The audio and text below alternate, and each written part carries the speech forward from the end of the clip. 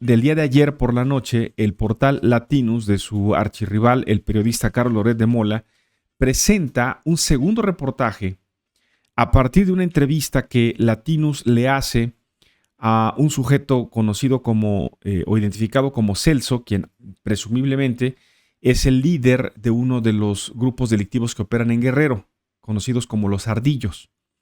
Bueno, pues Latinus ubica al líder de los Ardillos en Guerrero, lo entrevistan y como parte de la entrevista, este sujeto, quien aparece embosado y le dice al reportero de Latinus que en algún momento durante el año 2006 también habría recibido instrucciones de hacer campaña dentro de las actividades ilícitas, apoyar la candidatura de Andrés Manuel López Obrador para que, llegando él a la presidencia en aquel año, se le cediera el control o el territorio que estaba reclamando entonces la organización para la que él trabajaba, que eran los Zetas. Y bueno, pues de esta manera surge una segunda versión, y aquí hay una voz no precisamente de muy buena reputación, eso está claro, pero finalmente una voz que dice, sí, claro, yo tuve esta información. A ver, vamos a escuchar este fragmento. Lo que usted escucha a continuación es un fragmento, no es todo, la entrevista es muy larga, es un fragmento de apenas un minuto, de este momento en el que el líder de los Ardillos le dice a Latinus, pues, de esta presunta relación con el equipo de campaña y gente cercana a Andrés Manuel López Obrador en el año 2006. Que supuestamente Andrés Manuel López Obrador siempre ha sido de la mafia, y a mí me consta. Hace tiempo, cuando yo anduve en Michoacán, a la llegada del Z-42, llega el Z-42, me manda a traer a Nueva Italia. Ya andaba en pleito con Nazario Moreno, alias El Chayo, y me manda a traer allá en Nueva Italia y me dice que tenía yo que venir a mi región a hacer política por Andrés Manuel López Obrador, porque ellos estaban pagando la campaña presidencial de Andrés Manuel López Obrador por el PRD. Entonces, él dijo que una vez ganando Andrés Manuel López Obrador, era de los Zetas todo el país, porque Andrés Manuel se los... Bueno, pues ahí está. El reportaje completo está en el portal Latinus. Ellos son quienes generan este documento. Y mire, antes de que venga la molestia de quienes simpatizan con el presidente, inmediatamente van a la descalificación, como lo hizo esta mañana el presidente en la conferencia. Me hace aquí una pregunta descalificando muy interesante al autor del reportaje. Hay que entender cuál es el efecto que tiene esta información y cuál es finalmente la gravedad del tema. Mire, la gravedad del tema estriba primero en que no creo que este sea, bueno, no es el primero, ya es el segundo, pero no creo que sea el último de las piezas documentales o de las piezas periodísticas en México y fuera de México que se vayan a dar a conocer sobre este asunto. Lo digo ahora y lo dije antes, lo dije desde hace un año, un poquito más, cuando estalló aquel conflicto, más por supuesto, cuando estalló el conflicto con el general Sandoval, cuando fue capturado y después fue devuelto a nuestro país y vino esta postura, este cambio de postura del presidente hacia la DEA, hacia la FBI. Yo dije en este espacio, la DEA y el FBI no corren nunca prisa, se esperan los momentos, saben leer muy bien las coyunturas, la CIA sabe leer perfectamente las coyunturas y la información es poder, y cuando tienen información a medias o información completa o información que hayan obtenido y compromete a alguna figura a la cual quieren perjudicar, la sueltan, la filtran y aparece publicado por aquí, aparece publicado por allá, y esto va construyendo una narrativa. ¿Qué es la narrativa? Pues una idea. cuando comienza a repetirse y a repetirse y a repetirse y a repetirse una información y comienza a haber coincidencia con lo que está pasando en la actualidad más lo que se está diciendo, inmediatamente viene una asociación a decir, bueno, esto podría tener algo de verdad, al menos. Quien no lo pensaba lo comienza a pensar. Eso es lo delicado para el presidente y lo es en general para el país, que el presidente de la República esté hoy siendo señalado de estas cosas y que la respuesta del presidente no vaya en el sentido de iniciar las denuncias correspondientes, iniciar las demandas correspondientes ante la instancia que corresponda para decir, a ver, esta acusación es muy delicada. Por ejemplo, en contra de los ardillos, ¿no? Del líder de los ardillos. A ver. Momento. Si esto es falso, pues hay en la declaración un proceso de difamación, de algo que no se le dice a cualquier persona, además. Se le dice al presidente de la República. Pero el presidente, en lugar de responder en esa línea, sigue insistiendo en descalificar el trabajo periodístico. Bueno, está en todo su derecho. Esa es la estrategia que ha seguido el presidente, pero esto tiene un límite. Y el límite radica justamente en que en la medida en la que el presidente no le ponga, digamos, un acento de seriedad a este tipo de acusaciones, pues entonces el presidente abre la puerta a que no solamente se sigan presentando cualquier tipo de señalamientos de este sentido en su contra, sino además que éstas vayan teniendo cada vez más una idea de consolidación de que, pues caramba, el narcotráfico hoy tiene tanta libertad de acción. Entonces, por eso podría explicarse esto de los abrazos, no balazos. Por eso podría explicarse tantas cosas si el presidente no cambia la estrategia de atención y de contención a este tipo de información. Así respondió el presidente a este nuevo reportaje, esta nueva pieza periodística que lo vincula nuevamente ahora con otro cártel, con los Zetas. Loret ahora fue a entrevistar a un jefe de una banda que le dijo que yo había recibido o me habían entregado recursos o habían aportado a la campaña del 2006, ¿no? Y todo un gran despliegue informativo. Pruebas, no están las pruebas. ¿Y para qué ese montaje de manera ridículo?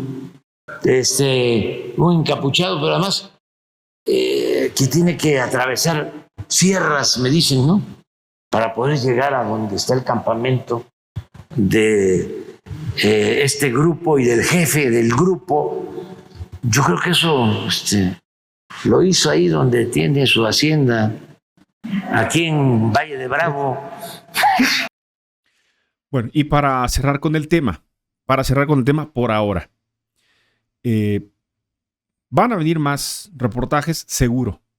Desde México, fuera de México, desde Europa, van a venir seguro más reportajes que van a seguir insistiendo en esa idea de algún tipo de nexo del gobierno actual con el narcotráfico, como los hubo también producto de investigaciones periodísticas de diversa índole, de personajes que fueron detenidos por la autoridad relacionados con actividades del narcotráfico y que en su momento dijeron también, claro, por supuesto que tal presidente, recuerdo por ejemplo el caso de esta mujer Sandra Ávila, si no estoy mal en el apellido,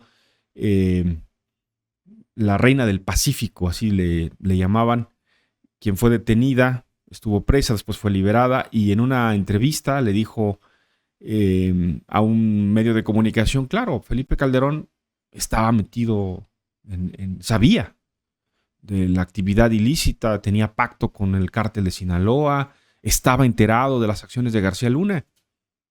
De ahí se ha tomado justamente toda esta narrativa que en su momento López Obrador fue construyendo sobre Felipe Calderón y la guerra contra el narco. ¿Qué ha dicho Felipe Calderón? Pues lo mismo que pide el presidente. ¿Dónde están las pruebas? ¿verdad? Pero finalmente hoy la narrativa quedó construida. Y ese es el gran riesgo. Si no lo ve el presidente, pues lo tendrá seguramente que valorar cuando en el concierto del fin de su gobierno encuentre que esta idea de que termine como un presidente ligado a actividades ilícitas será una losa muy pesada de mover. Y cuando lo contrastamos contra la realidad, con lo que está pasando en México, es todavía más difícil. Mire, ayer, jueves, por la mañana, el presidente en Acapulco, mesa de seguridad, conferencia de prensa, todos los temas que se quieran tocar. Y felicidad, y las cosas van muy bien, y vamos mejorando.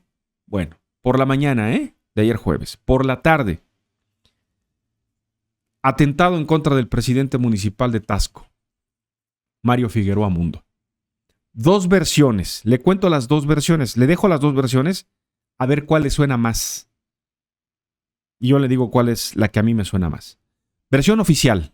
La versión oficial es la del gobierno, a través de un comunicado de la Secretaría de Seguridad Pública de Guerrero. La tarde de ayer jueves se registra un asalto en una pollería en Taxco. Y cuando los asaltantes iban saliendo de la pollería, se encuentran por casualidad la camioneta en la que iba el presidente municipal con sus escoltas.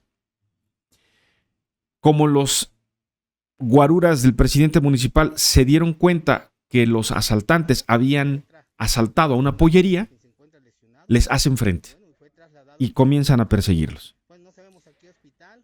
El presidente municipal y los escoltas habrían recibido apoyo de la policía una vez que los presuntos delincuentes, que iban 2 en una moto, 2 asaltantes en una moto, contra los guaruras del presidente municipal en una camioneta, se intercambian balazos, lastiman a uno de los guaruras del presidente municipal y luego la camioneta habría chocado de frente con otro vehículo que venía por la zona y también la motocicleta de los asaltantes chocó con esa camioneta, resultando en el lugar muerto un asaltante y el otro herido que después fue detenido.